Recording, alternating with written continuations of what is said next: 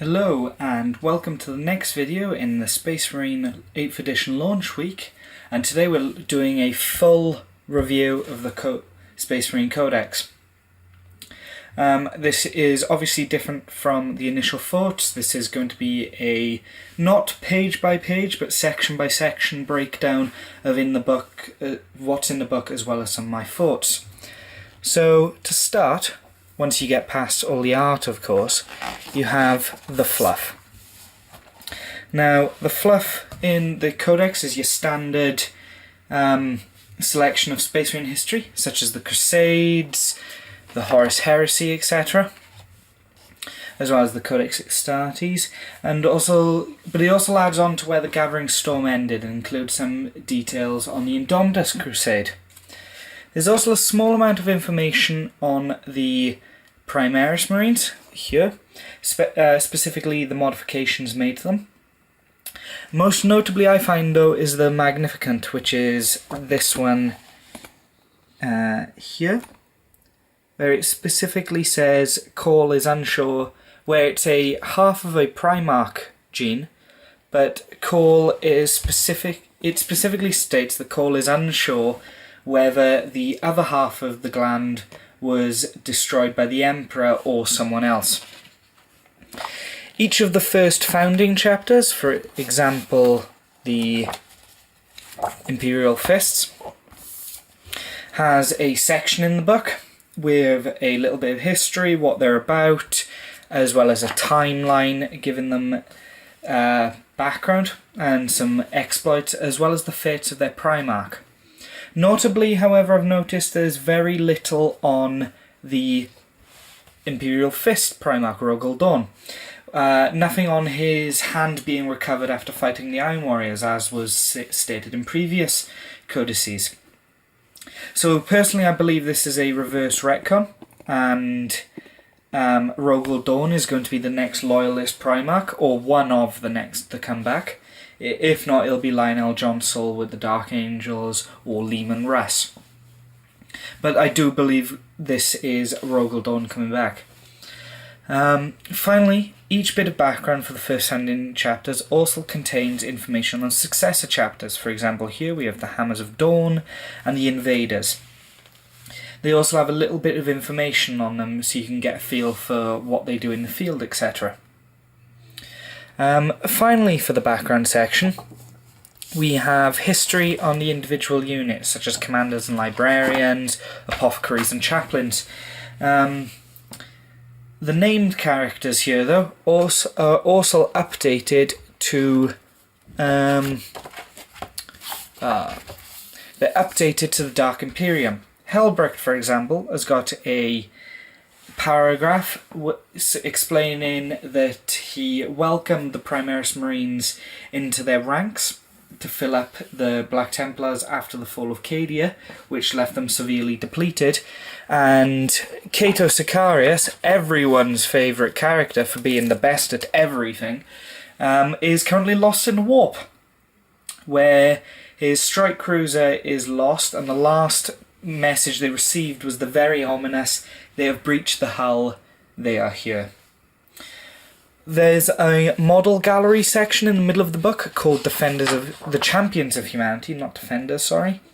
And it does show some unreleased models, such as Intercessors with auto-bolt rifles, Inceptors with plasma exterminators, or Hellblasters with heavy plasma incinerators. There aren't any other unreleased models in here from my look through. There are some conversions to show the possibilities. For example, this Black Templar Castellan, or Lieutenant as he would be in other forces, has been slightly modified to fit the Black Templars a bit more. Then we move on to the rules section, where first we get the breakdown of the overall special rules of the force, how keywords work, etc. The Lost Librarians, meaning Black Templars can't take librarians, or any Psychers of the Adeptus Astartes faction anyway. And they can't. Oh, well, they can't come from the Black Templars chapter. So if you are running a multi-chapter list, which stops you from gaining bonuses, you can indeed run Psykers. As well as then They Shall Know No Fear, which allows them to re-roll Filled Moral Tests, and then the War Gear. There's data sheets that for all the generic vanilla Marines have been released so far, as well as some units that are still up for pre-order, such as the Primaris Chaplain or the Repulsor. However, there is also a new datasheet for a unit I wasn't expecting, which is a non-Primaris Lieutenant. Now, this is the standard non-Primaris Primaris character comparison. They both feature near identical stat lines, but the Primaris Lieutenant gains an additional wound and attack, whereas the non-Primaris is completely flexible, with even the option to take a jump pack if it wishes to. Notably here as well, the Primaris Lieutenant also gains the option to run a mastercrafted Stalker Bolter. Sorry, a Stalker Bolt Rifle, not a Stalker Bolter. But other than that, they're nearly identical at other than points. I couldn't find any large differences in stats throughout the rule section. I may be wrong. But the Intercessors have gained additional options. For example, they can now run in units of 10. They can take auto bolt rifles for the entire squad, which are similar to the mastercrafted one but with damage 1. And they can also take Stalker bolt rifles as well, which is again the same as the standard, well, not the standard, the mastercrafted Stalker bolt rifle, but is damage 1 as well. They have the option to take an auxiliary grenade launcher, 1 in every 5 can, which allows that model to shoot its grenades up to 30 inches instead of the 6 inches, so this will affect their combat squad ability more. And finally, the Sergeant can also now take a power sword. There will be updated information. There will be an updated tactic video for Intercessors released tomorrow to take into account these changes and just update the Tuesday Tactics video on them. The next unit that's been updated specifically for the Primaris is Inceptors, which are largely the same, other than can now be taken in squads of 6, again, so they can be combat squadded, as well as gaining a new weapon, the Plasma Exterminator, which swaps the guaranteed free shots for D3, but is higher strength and has more AP value. They've also taken a pretty hefty point decrease from 45 points to 30, whereas the Assault Bolters have remained the same price. So it will cost you a total of 45 points cheaper to run a Inceptor minimum squad. The final unit that's been largely updated is the Hellblasters. As you can see, they've got a huge selection now. Again, they can be taken in squads of 10. They've also gained 2 additional weapon options, the Assault Plasma Incinerator and Heavy Plasma Incinerators, which are 6 inches less or more than the standard Plasma Incinerator, losing a point of strength or gaining a point of strength respectively, as well as the Assault being Assault 2 and the Heavy Plasma being Heavy 1, with the standard overcharge of gaining an additional strength and damage per shot. The Sergeant has also gained the option to take a plasma pistol, and the Hellblasters have dropped down to 18 points each unarmed, and the basic Plasma Incinerator has been dropped to 15 points each as opposed to 18. All in all, allowing a Plasma Incinerator squad to be run cheaper. After the datasheets are completed, we have the Sons of the Primarch section, which is your specific chapter. The key one here is Defenders of Humanity, which is if your army's battle forged, it gives them the Old Objective Secured rule from last edition, which basically says if you're in range of an objective, you control it no matter how many troops you've got there. So you could have one Space Marine stood up against a full conscript squad, and you would still control the force, still control the objective, sorry, because you have a Defenders of Humanity. There's also the Chapter Tactics special rule, and all of them have their own uses. I wouldn't say any of them are particularly bad. Some of them are more useful than others. Black Templars, for example, I find them a little bit lacking. Just gaining the ability to reroll failed charge rolls is a little bit meh, in my opinion. I feel like it could have been, if you don't reroll, you gain an extra attack on the charge, just to give it that little bit better of a boost. But none of them are bad, and all of them have their use. It also comes with a specific note here on what to do if you're using successor chapters. And if you're running successor chapters, they keep their chapter keyword, but use their founder's chapter tactic. For example, Crimson Fists use the Imperial Fist chapter tactic, which is Siege Masters, but have the Crimson Fist keyword on their datasheets.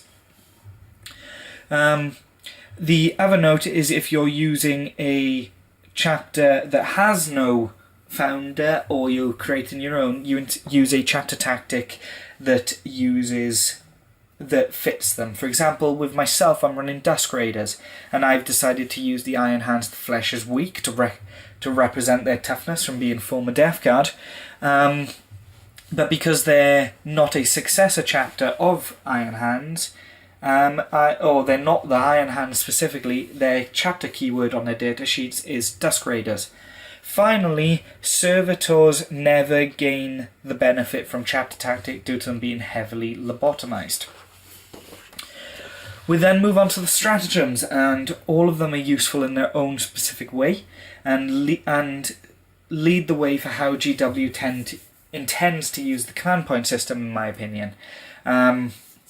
Whether it's through specific abilities in game, such as Hellfire Shells, which if you're attacking with a heavy bolter, you, instead of making a single hit roll, you only make a single hit roll, but if it hits, the target suffers D3 mortal wounds, so you can potentially do more damage. As well as each chapter tactic having their own specific stratagem, such as Black Templars having Abhor the Witch, because they can't take Psychers. Instead, when an enemy Psyker manifests a psychic power within 24 inches, roll a d6 on a 4+, that psychic power is resisted.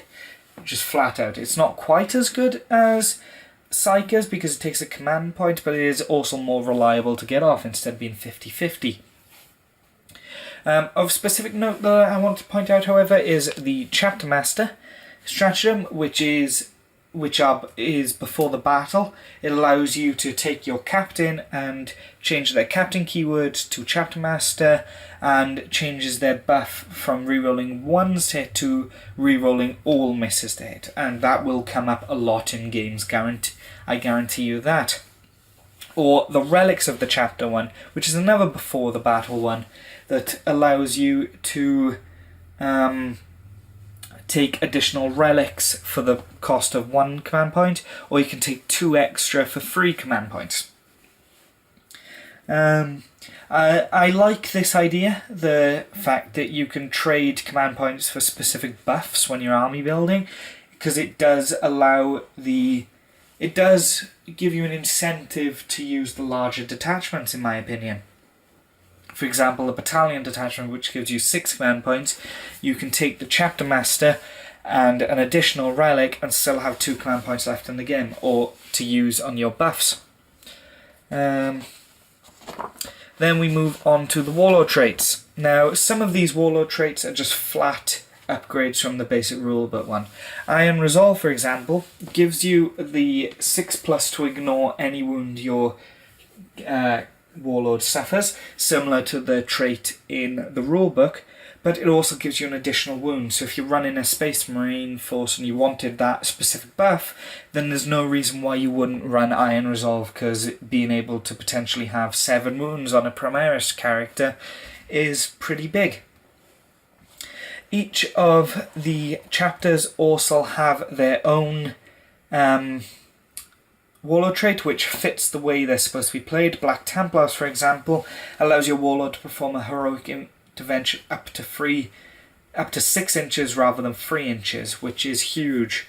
It's essentially an extra movement to run into combat.